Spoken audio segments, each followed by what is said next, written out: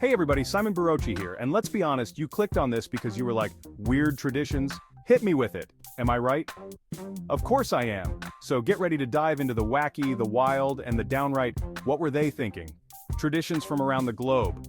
We're talking festivals that'll make you laugh, cringe, and maybe even book a flight because, hey, you only live once, right? Alright folks, first up, we're heading to Spain where they celebrate Corpus Christi with a festival that's, well, let's just say, unique. This isn't your typical parade or street fair. No, this is something that will make you do a double take. Picture this, a dude dressed as the devil, because why not? He's not just any devil though, he's got the whole ensemble going on. He's got horns, a scary mask, the whole 9 yards. It's like Halloween came early, but with a twist. Oh, and did I mention he's wearing a diaper? Yes, a diaper. It's part of the tradition, and it adds to the bizarre charm of the event. Yeah, you heard me right. A grown man, dressed as the devil, in a diaper. It's a sight to behold. This devilish dude then proceeds to jump, wait for it, over babies. Yes, actual babies lying on mattresses. I'm not making this up. It's a real thing, and it's been happening for centuries. Apparently, it's supposed to cleanse the babies of their sins. Hey, whatever works, right? The parents believe it brings good luck and protection to their little ones. But seriously, someone get those babies some tiny crash helmets. Safety first, even in the most unusual traditions. Next stop, Spain again. Because apparently, they like to keep things interesting. This time, we're talking about La Tomatina, the world's biggest food fight. Imagine thousands of people, all armed with ripe tomatoes, just going absolutely nuts.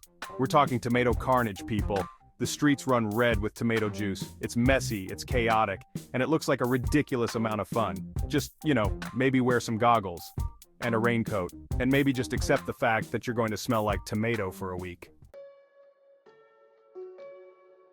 Chapter 3. Japan's Fertility Festival. Shh, keep it down low. Okay, this next one's a little, delicate. We're diving into something quite unique and let's say a bit unconventional. We're talking about the Kanamara Matsuri in Japan, also known as the Festival of the Steel Phallus. It's a celebration that might make you blush. Yeah, you heard me right. This festival is unlike any other you've probably heard of. This festival is all about fertility and, well, it's a celebration of life and creation in the most literal sense. There are giant phallus statues, phallus-shaped candy, even phallus-themed souvenirs. Everywhere you look, there's something that might make you giggle or gasp.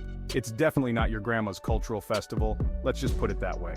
It's quirky, it's bold, and it's definitely memorable.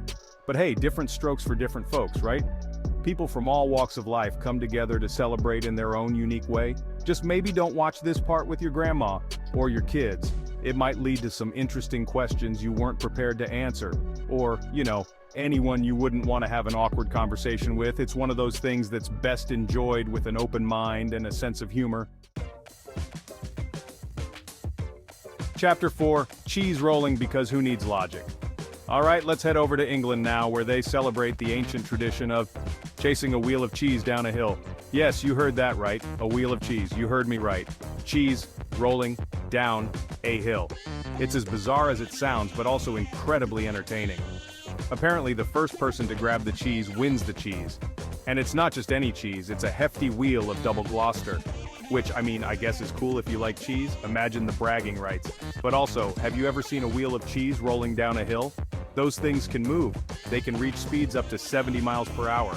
People get trampled, bruised, everything. It's a chaotic, adrenaline-pumping spectacle. It's basically a cheese-fueled stampede, a mad dash for dairy glory. But hey, at least it's not boring, right? It's a quirky, fun tradition that brings people together in the most unexpected way. Chapter 5. Monkey Business. It's a buffet for primates. Last but not least, we're going to Thailand for the Monkey Buffet Festival. And yes, it's exactly what it sounds like. A giant buffet. For monkeys. We're talking mountains of fruit, vegetables, you name it, these monkeys are eating like kings. It's a sight to behold, thousands of monkeys just going to town on this massive feast. It's adorable, it's hilarious, and it's also a little bit terrifying because, monkeys, they can be unpredictable. But hey, at least they're well fed, right?